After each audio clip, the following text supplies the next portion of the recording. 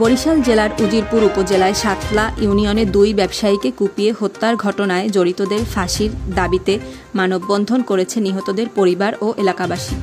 সাতলায় আলোচিত ব্যবসায়ী ইদ্রিস হাওলাদার ও সাগর হাওলাদারকে কুপিয়ে হত্যার ঘটনায় জড়িতদের ফাঁসির দাবিতে সাতলা বাজার প্রধান সড়কে মানববন্ধন ও বিক্ষোভ মিছিল করেছে নিহতদের পরিবার ও এলাকাবাসী।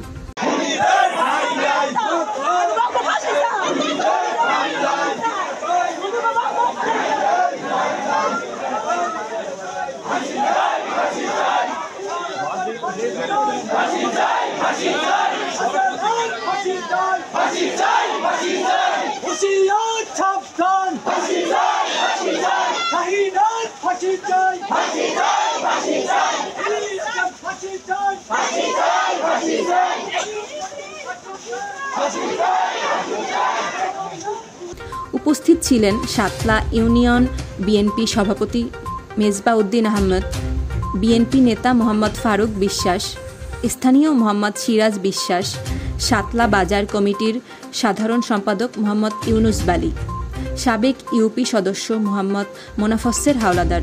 এছাড়াও মানববন্ধন ও বিক্ষোভ মিছিলে অংশগ্রহণ করেন নিহত ইদ্রিস হাওলাদারের স্ত্রী মোসাম্মদ রেশমা বেগম, নাবালক ছেলে নাফিস আহমদ ও নায়েব হোসেন।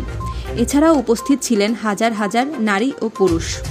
বিগত দিন জানেন এরা লুটপাট, নারী দর্শন, বিভিন্ন পদের মানুষকে ক্ষয়ক্ষতি করে আসছে। এই ক্ষয়ক্ষতির কোনো মানুষ জবাব দিতে পারে নাই কেন? তারা আওয়ামী লীগের বাকশাল ছিল, সে সময় তাদের কোনো কথা বলার মতন সুযোগ পায় নাই। হিন্দু পরিবারে বিভিন্ন রূপে পশ্চিম বেড়ে জ্বালায় আর একটা বাকশালও জায়গা, যেরকম ওখানে কোনো মা বোন কোনো কথা বলতে নাই, তার কিসের মুসলমান? এই মুসলমানরা যদি পশ্চিম বেড়াতে যায় একটা জায়গা কেনে, তাকে চান্দা দেওয়া লাগে।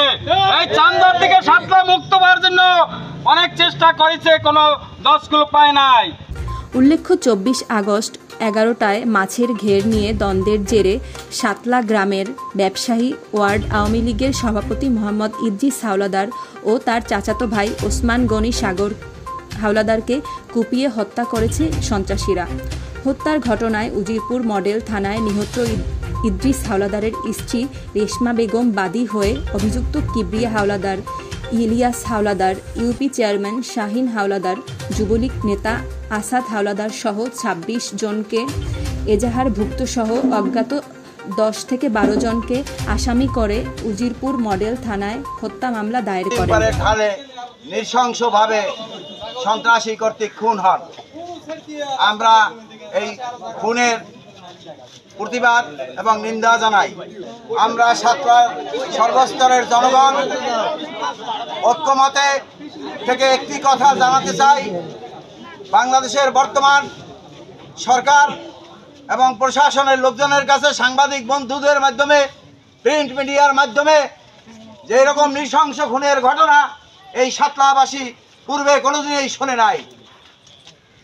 একজন নিরপরাধ মানুষ, একজন অরাজনৈতিক ব্যক্তিত্ব, একজন সফল ব্যবসায়ী, একজন পরোপকারী, একজন মেহনতি মানুষের বন্ধু, যিনি সদা সর্বদা